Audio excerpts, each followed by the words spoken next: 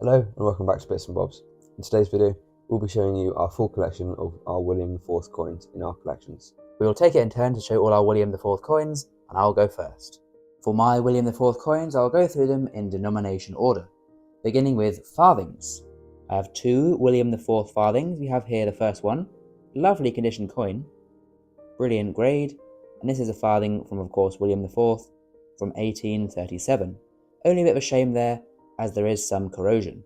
But nonetheless, an amazing William IV coin to begin. The other farthing I have is this one here.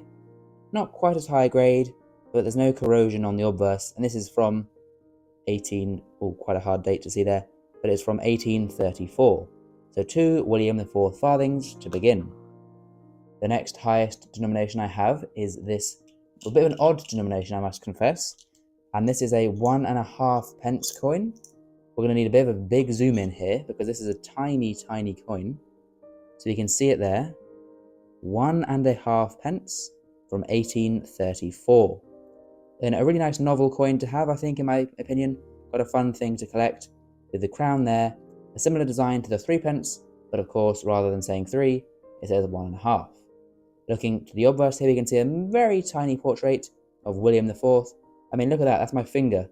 You can see how tiny the coin really is. An amazing bit of artwork there.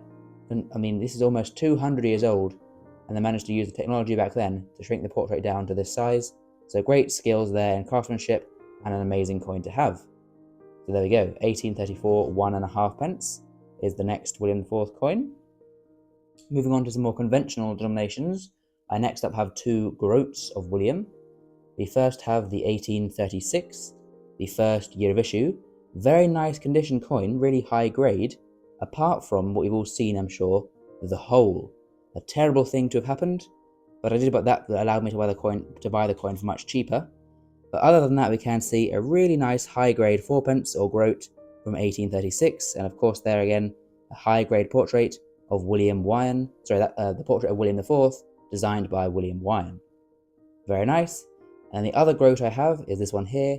The other year, so they were only minted for 2 years in his reign, so I do actually have the full set of groats from William IV.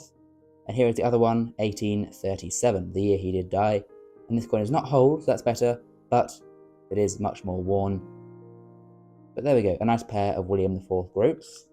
Then on to sixpences, my favourite coins I have of William. I have some amazing sixpences. So we have up first this one here. What a beauty. Really beautiful coin. 1834, the classical standard design used for many years, and this design was used right up until Edward VII's reign, so a really great coin, a great design.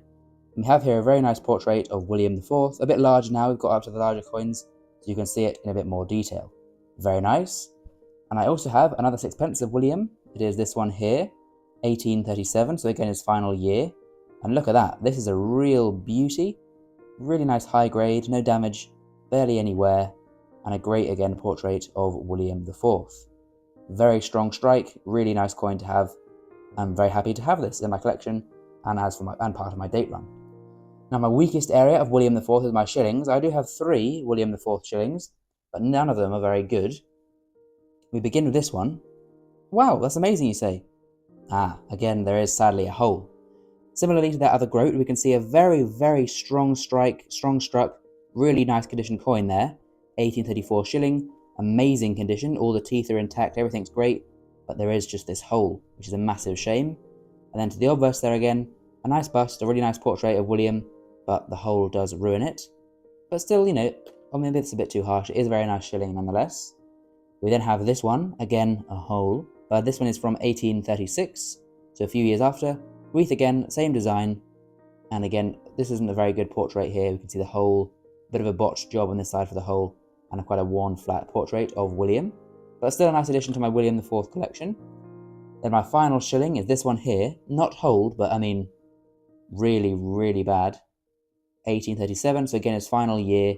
This is rubbed right smooth across there, a bit cleaned it looks like, and just, yeah, not the best coin at all, but I do have it in the collection, so I'll show it as part of my William IV collection. Now, of course, there are no florins minted under William IV, so the next denomination up is the half crown. I have 2 half crowns of William IV. Firstly, this one. These are my favourite of William IV. I mean, look at this. What a beauty of a coin. The design there is exquisite, with the cloaked, crowned, quartered shield with the Hanoverian shield inside, roses and ribbons, George and the dragon. So much design elements, and so well designed and struck onto this coin 190 years ago. Amazing stuff. And there we have a nice large rendition of William IV portrait. Very nice. And then my final William IV coin is another half crown, as there are only proof crowns struck, and the gold coins are very, very rare and expensive. So my final one is this. What a beauty. I mean, look at that. Words don't really do justice to such an exquisite design. Really great stuff. 1836 this one is. Amazing. And there it is for the final time for me, William IV in all of his glory. Brilliant stuff. Let's have a look now at Max's William IV coins. So here we have my William IV coins. As you can see, I have 5 coins here. So I'll start with my largest coin. Here we have a 1836 half crown. Amazing quality. As you can see, it has been holed.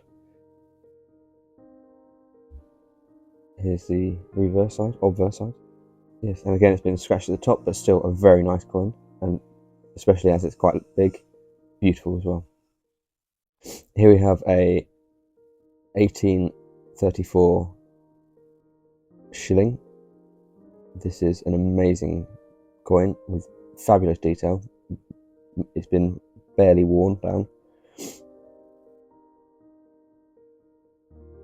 And again, the portrait is fantastic for the age.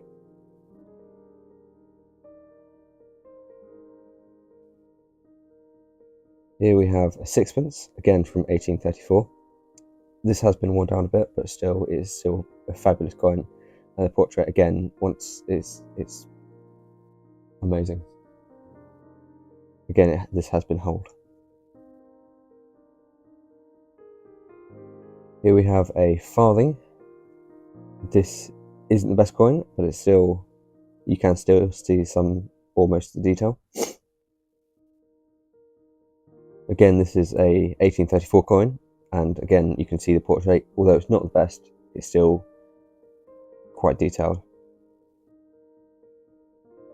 And lastly, here we have a groat. This is, I'm not sure what year it is, because you can't see it at the bottom. This is my most worn down coin.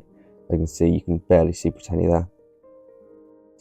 On the other side, this is dreadful. You can just see the silhouette of the portrait, nothing else. But it's a bit silver for me, just to add to my collection. Here we have my only coin from William IV.